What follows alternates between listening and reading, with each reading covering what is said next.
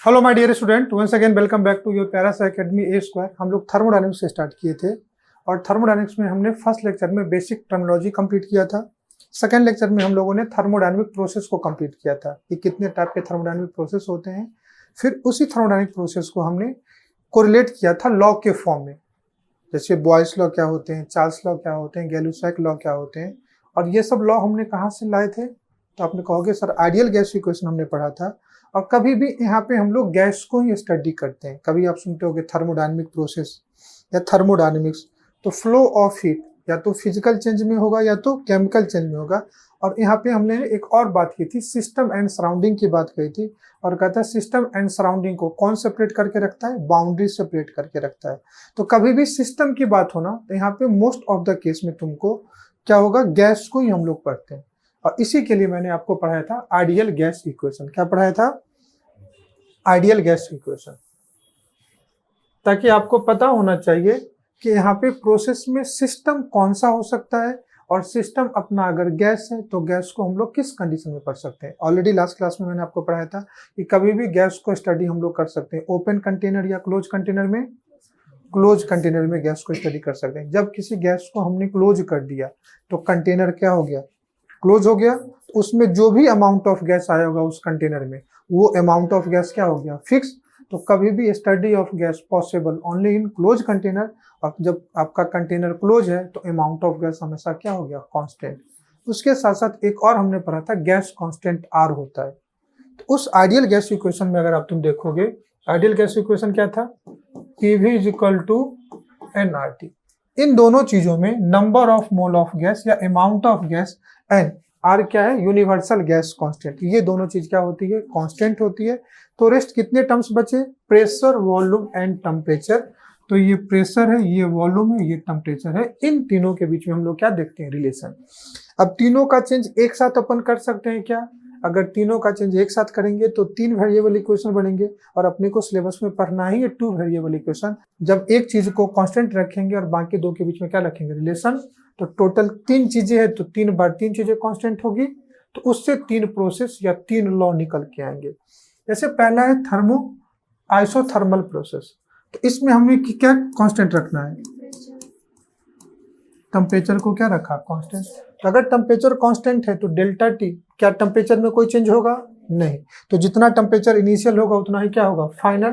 तो इसको अपन लोग ऐसे भी लिख देते हैं कि अगर टेम्परेचर कांस्टेंट ना लिख करके मैं डेल्टा टी 0 लिखूं तो भी वो इसी चीज को रिप्रेजेंट करता है। बोलो हाँ या ना? ठीक। अब इस इक्वेशन में देखो, नॉट इक्वेशन, इस प्रोसेस में देखो, ये कौन सा प्रोसेस है? आइसोबारिक।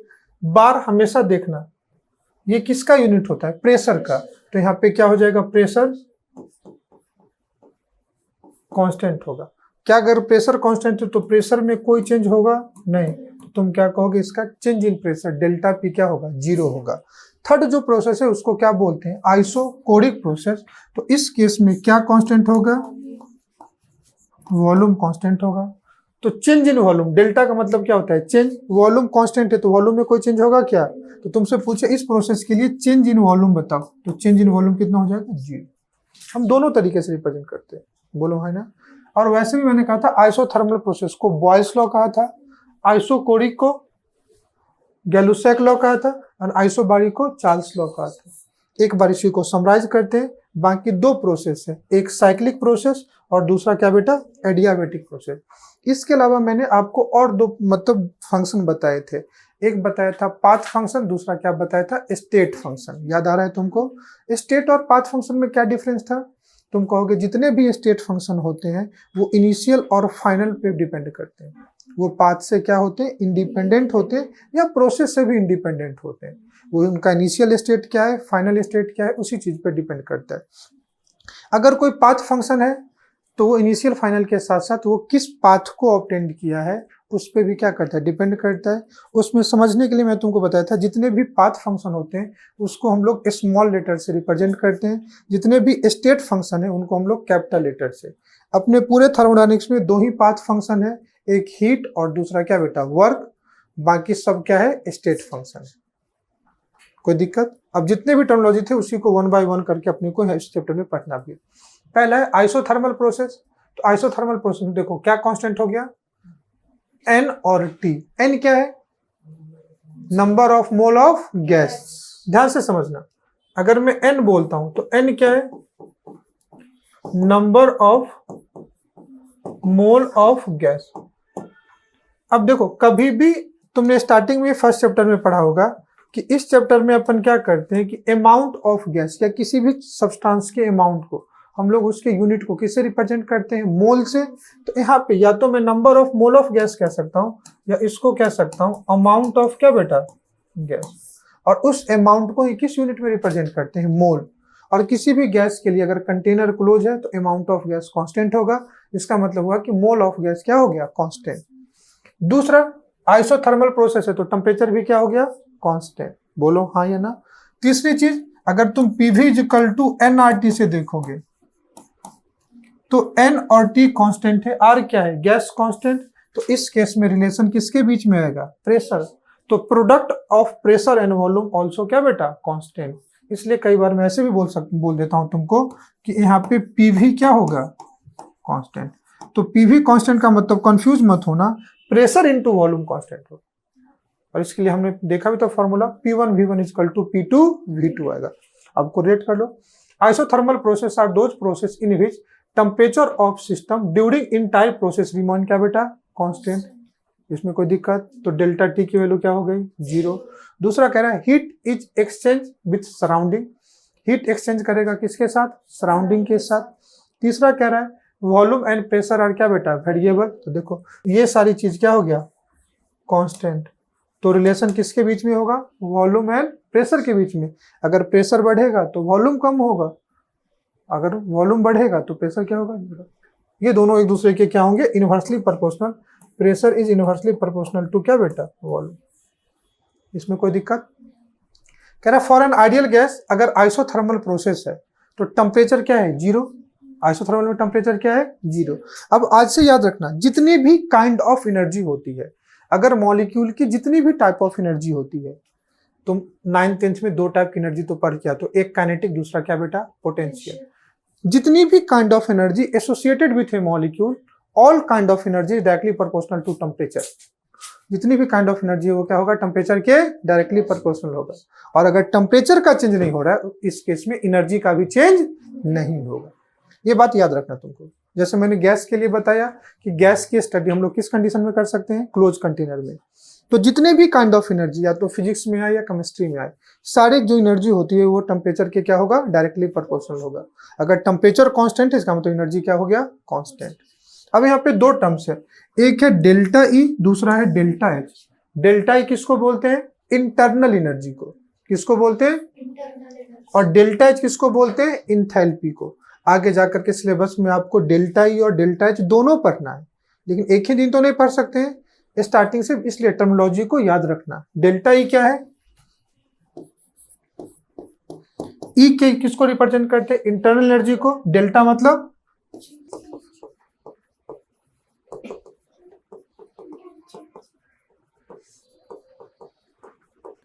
डेल्टा ई हो गया चेंज इन इंटरनल एनर्जी, और डेल्टा एच क्या है?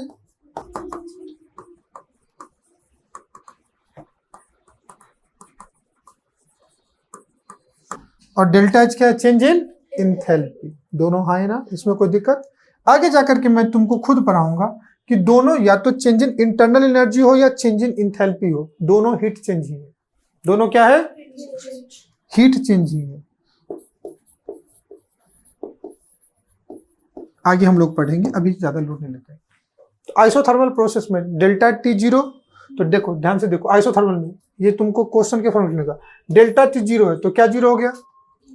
डेल्टा ई 0 हो गया। डेल्टा एच क्या हो गया? 0 हो गया। क्लियर है?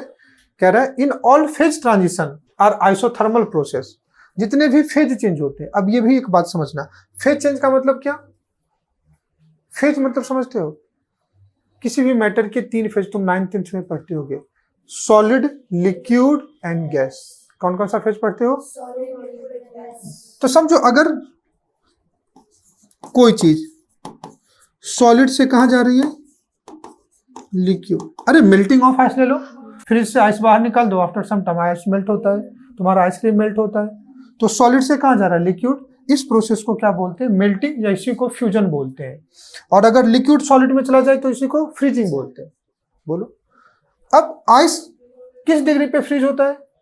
आइस का फॉर्मेशन या वाटर का फ्रीजिंग किस डिग्री पे होता है? 0 डिग्री। तो यहाँ पे जो टेम्परेचर है ये 0 डिग्री सेंटीग्रेड है, या इसी को कितना लिख सकता हूँ, 273 केल्विन।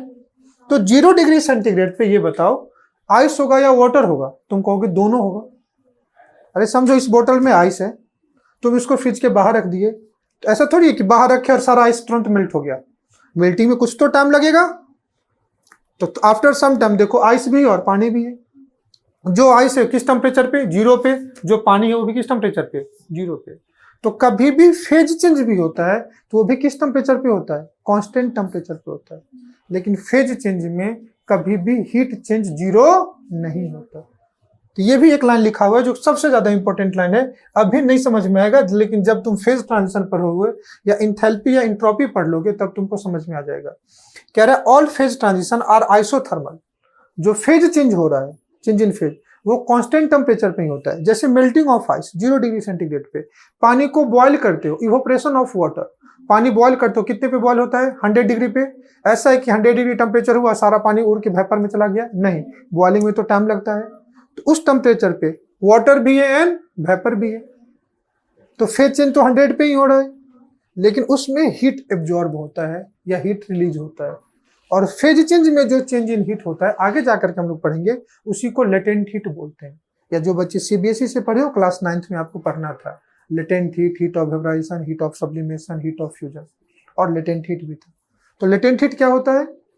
फेज ट्रांजिशन में जो हीट चेंज होता है उसी को क्या बोलते हैं? लेटेंट हीट बोलते हैं। क्या मेरी बात समझ में आई? हाँ या ना? तो कह रहे हैं कि अगर फेज ट्रांजिशन है और फेज ट्रांजिशन कांस्टेंट टेम्परेचर पे है तो आइसोथर्मल तो है। तो फेज ट्रांजिशन में डेल्टा टी 0 तो है, लेकिन डेल्टा ई और डेल्टा एच 0 होगा क्या? नहीं होगा। वहां पे हीट का एक्सचेंज हो रहा है। अगर फेज ट्रांजिशन नहीं है, आइसोथर्मल प्रोसेस है, तो डेल्टा टी 0, इसमें delta E and delta H दोनों 0 है। लेकिन अगर फेज चेंज है तो फिर 0 नहीं। इस चीज को अभी हम लोगों ने ऐसे कोरिलेट किया है, पढ़ेंगे कहां? आगे पढ़ेंगे। क्या मेरी बात समझ में आई? हाँ या ना? सेकेंड जो प्रोसेस है उसको बोलते हैं आइसोबारिक प्रोसेस। कौन सा प्रोसेस? वापस से क्या इक्वेशन लगेगा? पीवी इक्वल टू, अब आइसोबारिक प्रेशर में बार किसका यूनिट है? प्रेशर। देखो क्या कांस्टेंट होगा? Pressure and number of mole of gas. R तो यूनिवर्सल गैस कांस्टेंट ही है, तो यहाँ पे रिलेशन किसके बीच में होगा? V और T के बीच में। T को इधर ले आओ तो V बाई टी की वैल्यू क्या होगी? कांस्टेंट। बोलो, तो कह रहा है इन आइसोबारिक प्रोसेस, या isobaric process are those process in which pressure of system during entire process remain क्या बेटा? कांस्टेंट। प्रेशर कांस्टेंट है तो बताओ प्रेशर का चेंज कितना होगा? 0। अगर मैं तुमसे बोलूं आइसोबारिक प्रोसेस में प्रेशर कांस्टेंट, क्या ये मेरा स्टेटमेंट सही है या गलत है? सही है ना? आइसोबारिक में प्रेशर कांस्टेंट होगा। प्रेशर कांस्टेंट के साथ साथ एक और चीज कांस्टेंट होगा, V बाई टी का रेशियो ऑलवेज क्या हो जाएगा? कांस्टेंट। वॉल्यूम अपॉन टेम्परेचर भी क्या होगा? कांस्टेंट होगा। ये रिलेशन कहां से लाई? इसलिए मैंने आपको सेकंड लेक्चर में ये सब चीज पढ़ाई थी।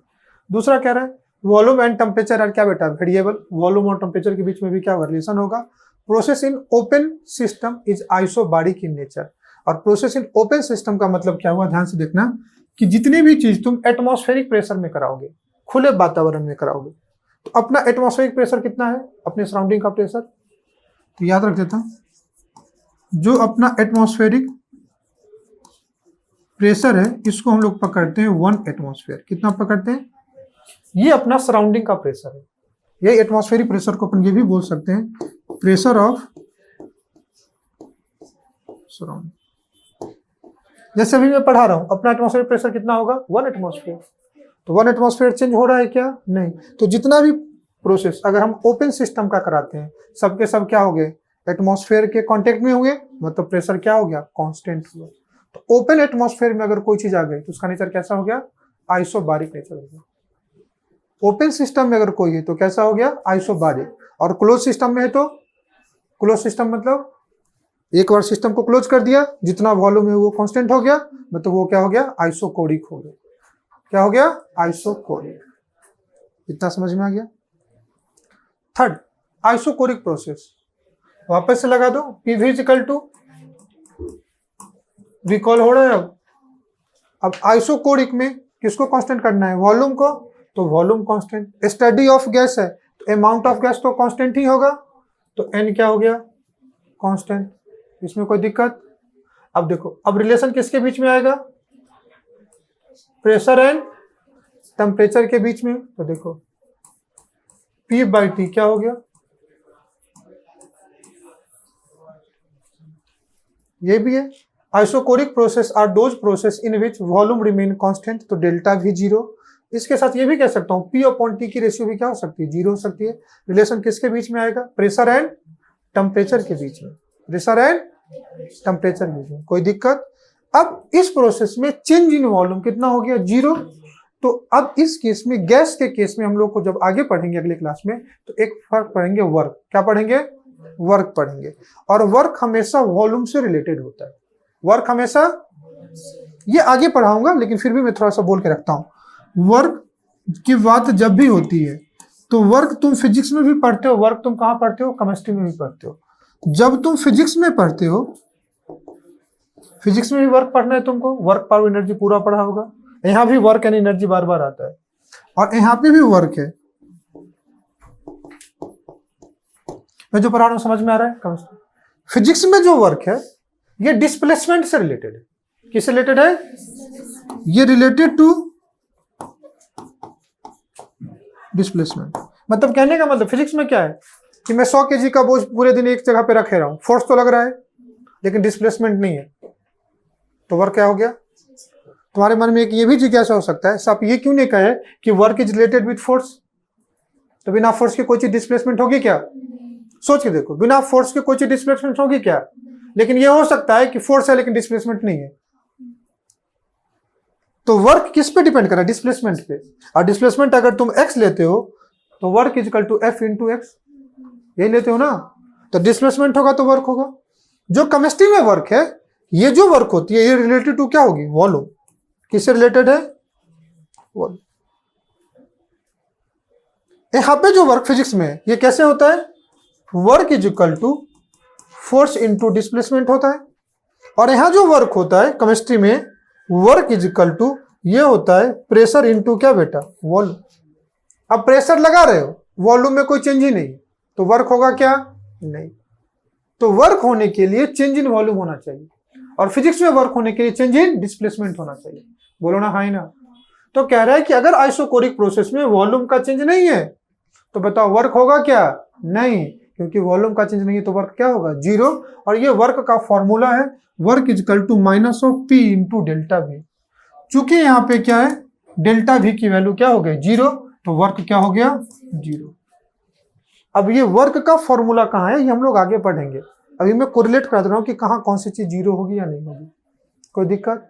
तो तुमसे अगर कोई क्वेश्चन दे दे, कोई भी क्वेश्चन का लेंथ कितना भी हो, न्यूमेरिकल वैल्यू कुछ भी हो, उसमें एक वर्ड आ जाए isochoric process, calculate work done, कितना बड़ा भी क्वेश्चन हो, और बोल दे कि ये प्रोसेस कैसा है, आइसोकोरिक है, तुमसे निकाले कैलकुलेट वर्क डन, कितना होगा वर्क डन, जीरो। बाकी कुछ करना ही नहीं। क्या मेरी बात समझ में आ गई, बोलो हाँ ना। कोई भी लंबा चौड़ा क्वेश्चन है, उसमें बोल दे कि ये प्रोसेस कांस्टेंट टेम्परेचर पे आइसोथर्मल प्रोसेस है, बताओ इंटरनल एनर्जी कितनी होगी, कितना, जीरो। ये इसलिए मैं तुमको बता रहा हूँ कि कब कौन से प्रोसेस में कौन सी चीज जीरो होगी, ये तुम्हें समझ में आना चाहिए। क्या मेरी बात समझ में आ रही है, बोलो ना हाँ या ना। चलो फोर्थ पढ़ते, ये तीनों अपना हो चुका था। अब आ जाओ एडियाबेटिक प्रोसेस। कौन सा प्रोसेस, एडियाबेटिक प्रोसेस के लिए तुमको मैंने बताया था, जो हमने कौन सा सिस्टम लिया था, एक लिया था ओपन सिस्टम, दूसरा क्या बेटा क्लोज सिस्टम, तीसरा आइसोलेटेड सिस्टम। तुमको याद होगा आइसोलेटेड सिस्टम, यहां लिखता हूं,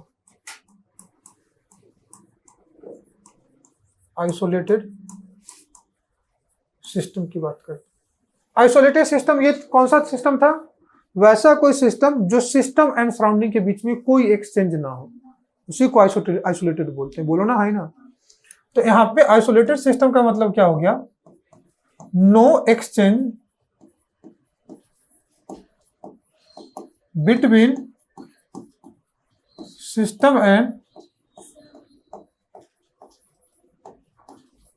अगर सिस्टम एंड सराउंडिंग के बीच में कोई एक्सचेंज नहीं है तो उस प्रोसेस को क्या बोलेंगे, आइसोलेटेड सिस्टम बोलेंगे। बोलो है ना।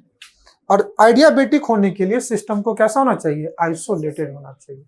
कंटेनर तो क्लोज पहले से है, इस केस में कह रहा है हीट का भी एक्सचेंज नहीं होना चाहिए, मतलब ये सीधा सीधा सिस्टम कौन सा हो गया, आइसोलेटेड सिस्टम हो गया। क्या मेरी बात समझ में आ रही है? कह रहा adiabatic process are those process in which no exchange of heat between क्या बेटा, system and surrounding take place during the entire process. और इसमें मतलब हीट चेंज कितना होना चाहिए, जीरो। चेंज इन मास तो जीरो होगा ही क्योंकि सिस्टम क्लोज है, तो अमाउंट ऑफ गैस हमेशा क्या होगा, कांस्टेंट। उसके साथ साथ क्या कांस्टेंट हो रहा है, हीट चेंज जीरो हो रहा है। बोलो है ना। तो कभी भी कोई आइडियाबेटिक प्रोसेस है तो उस केस में एक चीज तो होगा कि no exchange of heat, heat exchange कितना होगा, जीरो। तो यहाँ पे यही लिखा हुआ है क्यू, क्यू जीरो का मतलब क्यू एक्सचेंज ऑफ क्या बेटा, हीट। एक्सचेंज ऑफ हीट कितना हो जाएगा, zero.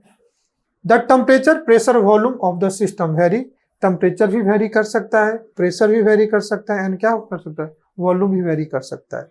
The system is thermally insulated, मतलब temperature insulated, keeping the system in क्या बेटा, इंसुलेटेड कंटेनर।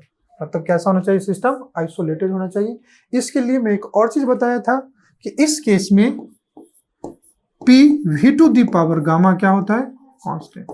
ये कहाँ से आया मैं आगे बताऊंगा। जैसे हर दो चीज में फंक्शन होता है तो यहाँ प्रेशर वॉल्यूम क्या होगा, कांस्टेंट होगा, लेकिन प्रेशर वॉल्यूम कांस्टेंट आइसोथर्मल में होता है। और यहाँ पे P V to the power क्या होता है, गामा। और गामा जो होता है ये मैं तुमको इसको बोलता था पॉइजन्स, क्या बोलते थे इसको, पॉइजन्स रेशियो। और ये अलग अलग गैस के लिए ये गामा की वैल्यू क्या होगी, अलग अलग होगी। बोलो है ना। और ये गामा की बात जब मैं हीट कैपेसिटी पढ़ा दूंगा तब आपको समझा दूंगा, तब आपको समझ में आएगा। बोलो है ना। गामा की वैल्यू जब तुम पढ़ोगे आगे तो गामा की वैल्यू होती है CP/CV। अब प्रोसेस कौन सा है, साइक्लिक प्रोसेस। जब भी तुम साइक्लिक की मतलब समझते हो तो तुमको एक ही चीज दिमाग में रिफ्लेक्ट होता होगा, चीजें जहां गई वहां गई। साइक्लिक मैनर में मतलब जो चीजें जहां से स्टार्ट हुई वहीं पे आ गई, क्या कोई दिक्कत। तो इस केस में बताओ जो चीजें जहां से स्टार्ट हुई वहीं पे आगे खत्म हो गई, तो कई सारे चेंज जो होंगे वो क्या हो जाएंगे, जीरो। अब जितने भी चीज स्टेट फंक्शन थे, जितनी भी चीजें, पाथ फंक्शन और स्टेट फंक्शन अलग अलग चीजें होती है। जैसे डिस्टेंस और डिस्प्लेसमेंट अलग अलग चीजें हो, तो पाथ का मतलब होता है डिस्टेंस। अरे बोलो है ना। तो तुम अगर यहां से चले और यहां पहुंच गए तो ऐसा है कि कोई डिस्टेंस ट्रेवल नहीं किए, डिस्टेंस ट्रेवल किए, थकान तो होगी, लेकिन नेट डिस्प्लेसमेंट क्या हो गया। तो याद रखो जैसे मैंने एक चीज बोला डिस्टेंस और दूसरा बोला डिस्प्लेसमेंट, अगर मैं इसको थर्मोडायनामिक से कोरिलेट करूं तो बताओ इसमें से कौन पाथ फंक्शन हुआ, कौन स्टेट फंक्शन हुआ। डिस्टेंस क्या हुआ, पाथ फंक्शन होगा। ये डिस्टेंस किस पे डिपेंड किया, पाथ। और डिस्प्लेसमेंट स्टेट पे, कि तुम कितना ट्रेवल किए। तो ये क्या हो गया, स्टेट, और ये पाथ।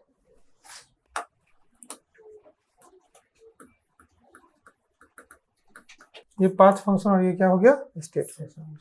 तो कह रहा है when a system undergo a number of different process and finally return to its initial state is termed as क्या बेटा, साइक्लिक प्रोसेस। ऐसा भी हो सकता है कि ये सिस्टम ऐसे इस पाथ को फॉलो किया होगा। बोलो, ऐसा भी हो सकता है कि ये सिस्टम इस पाथ को फॉलो किया होगा।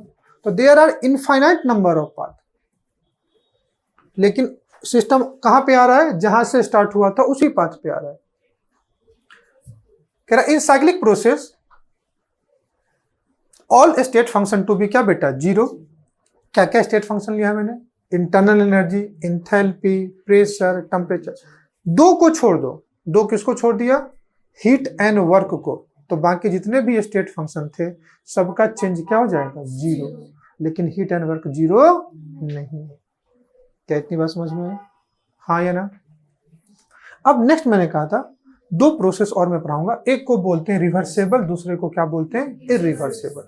ये टर्म्स जो रिवर्सेबल और इरिवर्सेबल है तुम इससे पहले भी सुन चुके हो। बताओ कहाँ सुने थे, केमिकल रिएक्शन के टर्म्स में इक्विलिब्रियम में सुना होगा। ये केमिकल रिएक्शन भी दो टाइप के होते हैं, एक को बोलते हैं रिवर्सेबल, दूसरे को क्या बोलते हैं, इरिवर्सेबल। लेकिन वहां पे ये रिवर्सेबल इरिवर्सेबल का वो सिग्निफिकेंस नहीं है। समझ में आया? अब अगर केमिकल रिएक्शन रिवर्सेबल होता तो इसको कैसे रिप्रेजेंट करते? तुम कहोगे सर इसको बोथ साइड एरो से रिप्रेजेंट करते, और अगर इरिवर्सेबल है तो सिंगल साइड, आइदर ये और ये। तो वैसे चीज जो अपने स्टेट को वापस से रिगेन कर ले उसको क्या बोलेंगे? रिवर्सेबल। और वैसा चेंजेस जो एक बार चेंज हो गया तो वापस से रिगेन नहीं कर सकते हो, तो उसको बताओ क्या बोलते हैं? Irreversible process. जिस वैसा कोई चेंज जो वापस से अपने प्रीवियस स्टेट को रिगेन कर ले वो क्या होगा? रिवर्सेबल होगा। और वैसा चेंज जो वापस से अपने स्टेट को रिगेन नहीं कर पाए उसको क्या बोलेंगे? इरिवर्सेबल। अब इस चीज को समझने के लिए मैं एक बहुत कॉमन एग्जांपल लेता हूं, ध्यान से समझना। कि समझो तुम कोई काम कर रहे हो और उस काम में जहां तक तुम्हें करना था उससे बहुत आगे चले गए, है ना? जैसे एक कॉमन सुटेबल एग्जांपल देता हूं कि कभी क्लास छूटी, तुम बस स्टॉप गए और बस में बैठ गए और अचानक तुम्हारा कोई दोस्त कॉल करे कि क्लास में आना, लाइब्रेरी में रुक के पढ़ते हैं। तब वहां से तुम्हारा लौटना, तुम जितना दूर क्लास से चले गए हो वापस आने की संभावना कम होती है या ज्यादा? प्रैक्टिकली सोचो, क्या होगी? कम होगी। और तुम क्लास से नीचे ही पार्किंग में हो तब तुम्हारा दोस्त कॉल कर दे तो वापस आ सकते हो। तो सिस्टम से तुम जितना दूर जाओगे उस केस में रिवर्सेबल या इरिवर्सेबल? इरिवर्सेबल, मतलब रिवर्स आने के चांस क्या होंगे? कम। तुम डेस्टिनेशन से जितना दूर चले गए वापस आने के चांसेस क्या होंगे? कम। मन में 10 जाएंगे, अरे अब कौन उतना पीछे जाएगा, चल कल देखते हैं।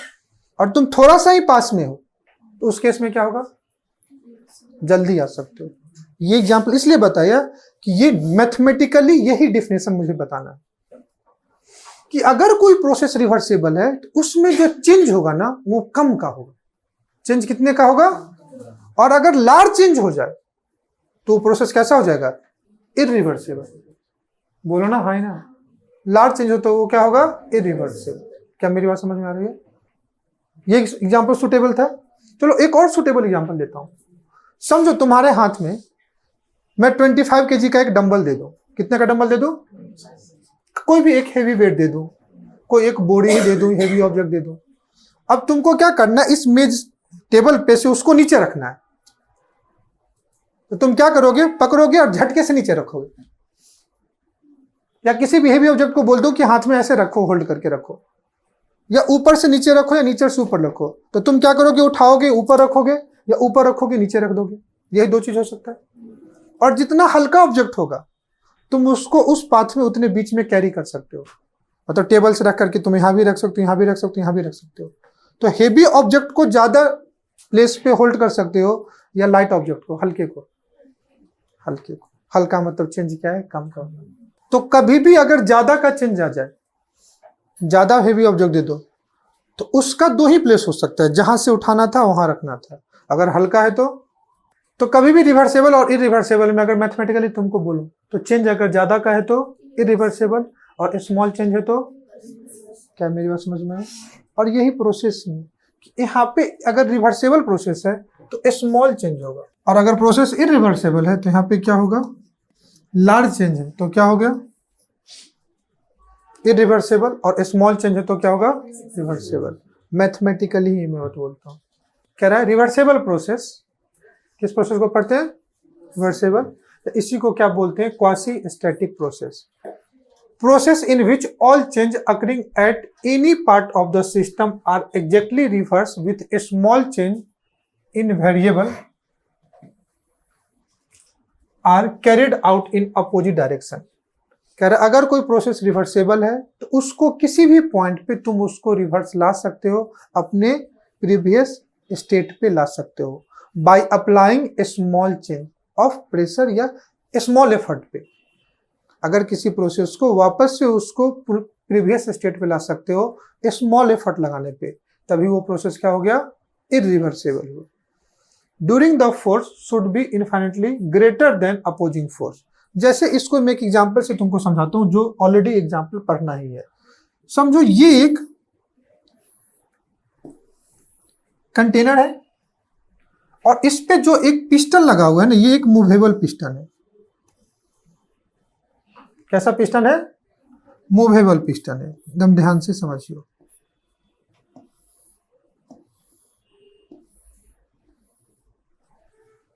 क्लियर? अब ये जो कंटेनर था, ये कंटेनर ओपन हो गया या क्लोज हो गया? बताओ ना। ये कंटेनर तो क्लोज हो गया ना। तो यहाँ पे जो अमाउंट ऑफ गैस है, ये ओपन कंटेनर में या क्लोज कंटेनर में? क्लोज है, क्योंकि हमने पिस्टन लगा दिया। अरे सुई की वाली सिरिंज देखते हो तो उसके टिप को बंद कर दो तो देखो, तो ये कंटेनर कैसा हो गया? क्या किसी बच्चों को समझने में कोई दिक्कत नहीं? तो जब कोई क्लोज कंटेनर में अगर गैस आ गया तो गैस क्या करेगा? सराउंडिंग वॉल पे कुछ ना कुछ प्रेशर लगाएगा। अरे बोलो हाँ है ना। तो इस कंटेनर में जो अंदर का कुछ ना कुछ प्रेशर होगा ना, या नहीं होगा? होगा। तो ये जो अंदर का प्रेशर होगा, इसी को मैं क्या लिख सकता हूं? प्रेशर ऑफ गैस या इंटरनल प्रेशर। इसमें कौन प्रेशर लगाएगा? गैस ही लगाएगा ना। तो अंदर के प्रेशर को हम क्या बोल सकते हैं? प्रेशर ऑफ गैस, या इसी को पी इंटरनल बोल सकते हैं। तो अंदर जो प्रेशर है उसी को मैं बोल देता हूं पी इंटरनल, या इसी को क्या बोल सकता हूं? Pressure of gas. बाहर से भी एक प्रेशर हम लगा सकते हैं। बोलो, बाहर से क्या कर सकते हैं? एक प्रेशर लगा सकते हैं। अब समझो तुम बाहर से जो प्रेशर लगा रहे हो, अपन पिस्टन पे ऐसे प्रेशर लगा रहे हैं, इस प्रेशर को क्या बोल सकते हैं? P external. बोलो हाँ है ना। अब कह रहा है कि पी प्रेशर ऑफ गैस और पी एक्सटर्नल, या पी इंटरनल और पी एक्सटर्नल। एक अंदर का प्रेशर लगेगा तो पिस्टन बाहर जाएगा, एक्सपांशन हुआ, गैस एक्सपेंड करेगा।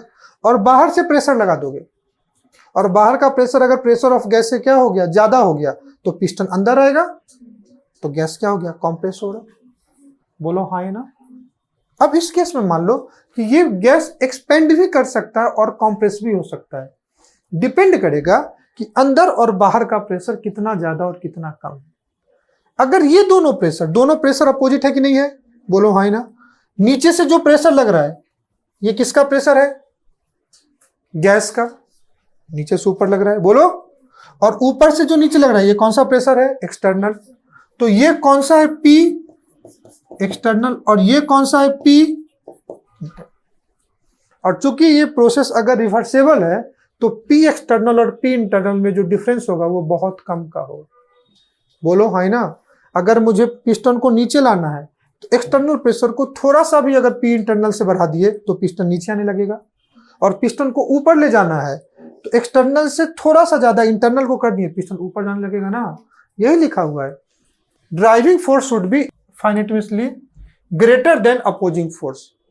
अगर पिस्टन को नीचे लाना है तो ड्राइविंग फोर्स एक्सटर्नल हो गया, वो इंटरनल से थोड़ा सा ज्यादा होना चाहिए। और अगर पिस्टन को ऊपर ले जाना है, गैस एक्सपेंड करना है, तो पी इंटरनल थोड़ा सा ज्यादा होगा पी एक्सटर्नल से, तो क्या होगा? पिस्टन ऊपर जाएगा। उसमें लार्ज डिफरेंस नहीं होना चाहिए, स्मॉल डिफरेंस होना चाहिए। कोई दिक्कत? कह रहा है process take place in infinitely small step और many step and take infinite time to complete this process. और जितने भी रिवर्सेबल प्रोसेस होते हैं वो स्लो होते हैं और nth स्टेप, मतलब कई ज्यादा स्टेप में हो सकते हैं। तुम देखो कभी कभी गांव वगैरह में तुम देखना कि लोग साइकिल वगैरह में पंप से हवा देते होंगे। तो एक बार प्रेशर लगाया तो पंप को पूरा क्या करते हैं? नीचे। या कभी तुम देखो हैंडपंप वगैरह तुम गांव में देखा होगा, तो एक बार क्या करते हैं? हैंडपंप को पूरा ऐसा लगाया तो पूरा पानी एक बार आया, और उसको तुम धीरे धीरे नीचे ले जाओ तो पानी ही नहीं आता है। हैंडपंप में हैंडल होती है ना, तो हैंडल ऊपर करके जितना तेजी से करोगे उतना ज्यादा पानी तुमको बाहर निकलेगा। और उसको तुम धीरे धीरे ऊपर करके छोड़ दो तो वो ग्रेविटी से ही हैंडल धीरे धीरे नीचे आती है, लेकिन उसके इसमें पानी बाहर नहीं आता है। तो जब वो धीरे धीरे आया तो कौन सा प्रोसेस हो गया? रिवर्सेबल वाला हो गया। और जब तुम पानी निकालने के लिए या तो हैंडल यहाँ है या तो हैंडल यहाँ है, तो उसके इसमें ज्यादा पानी आता है ना। तो अगर सिंगल स्टेप में हुआ तो प्रोसेस कैसा हुआ? इरिवर्सेबल। और उसी को स्लो स्टेप में करा दिए तो कैसा हो गया? और हर पॉइंट पे पी एक्सटर्नल पी इंटरनल की क्या होगा? दोनों फोर्स बराबर होगा। यही मेजर डिफरेंस है।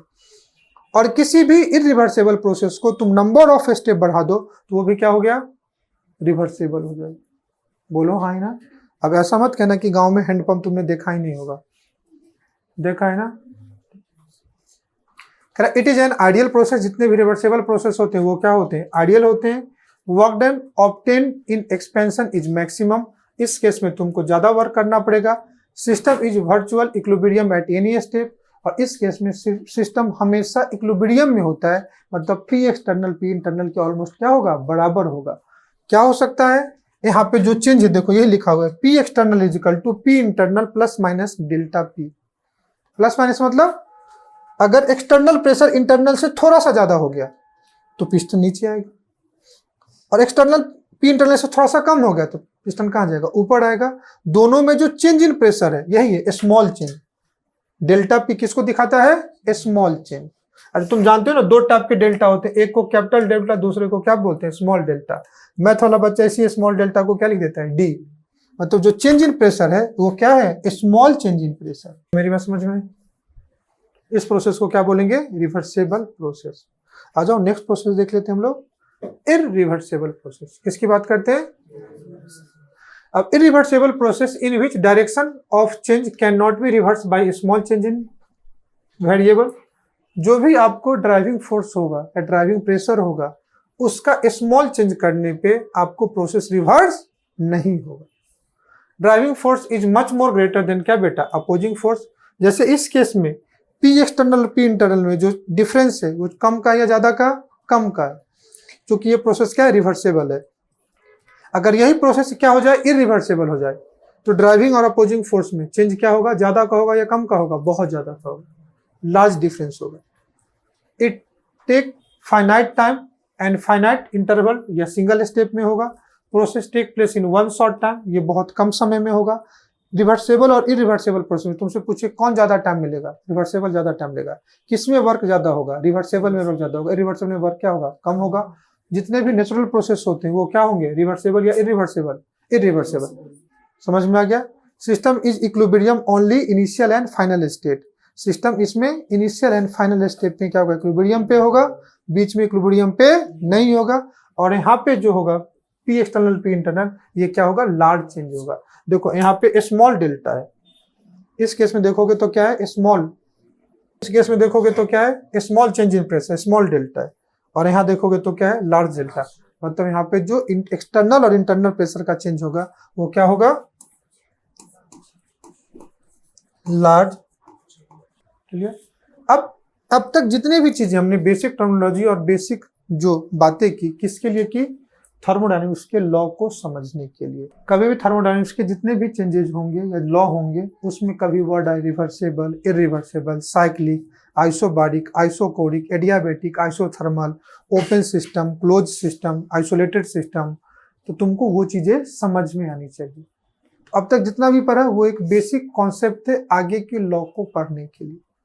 अब जैसे मान लो अगले क्लास में जो हम लोग पढ़ेंगे, लॉ ऑफ थर्मोडायनेमिक्स पढ़ेंगे। क्या पढ़ेंगे, लॉ ऑफ थर्मोडायनेमिक्स। और उसी के लिए साइन कन्वेंशन तुमको लगेगा कि कब साइन कन्वेंशन पॉजिटिव निगेटिव होगा। जैसे मैं एक एग्जांपल तुमको बताता हूं, अपने को पढ़ना है first law of thermodynamics. Total thermodynamics के 4 लॉ हैं।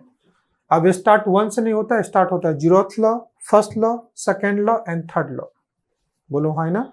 जिसमें से आपको 2 लॉ बहुत आराम से पढ़ने हैं, फर्स्ट लॉ ऑफ थर्मोडायनेमिक्स और सेकेंड लॉ ऑफ थर्मोडायनेमिक्स। जैसे अगर मैं तो आपको बोलता हूं FLTD, first law of thermodynamics, ये लॉ मैथमेटिकली क्या कहता है, ये अगर ऐसे भी सुनोगे तो कहता है heat, work and internal energy are interconvertible. बस इतना ही स्टेटमेंट। क्या कहता है, heat, work and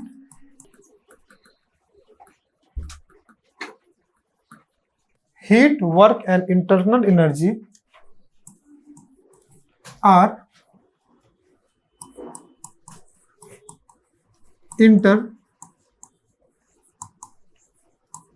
interconvertible. Heat, work and internal energy are interconvertible. अब फर्स्ट लॉ ऑफ थर्मोडायनेमिक्स को पढ़ने से पहले तुम्हें 3 चीज तो अच्छे से आना चाहिए, तभी समझ पाओगे। पहला वर्क क्या है, पहला क्या है, हीट, जिसको Q से रिप्रेजेंट करते हैं। दूसरा क्या है, जिसको W से रिप्रेजेंट करते हैं। और तीसरा क्या है, इंटरनल एनर्जी, जिसको E या U से रिप्रेजेंट करते हैं। ज्यादातर केमिस्ट्री में हम लोग कैपिटल ई से रिप्रेजेंट करते हैं, फिजिक्स में इसी को यू से रिप्रेजेंट करते हैं।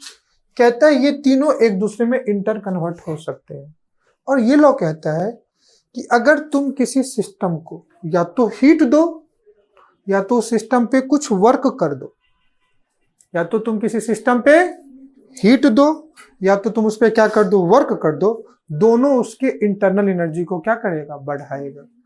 मतलब mathematically change in internal energy of any system is equal to change in heat plus क्या बेटा, work. That is first law of thermodynamics.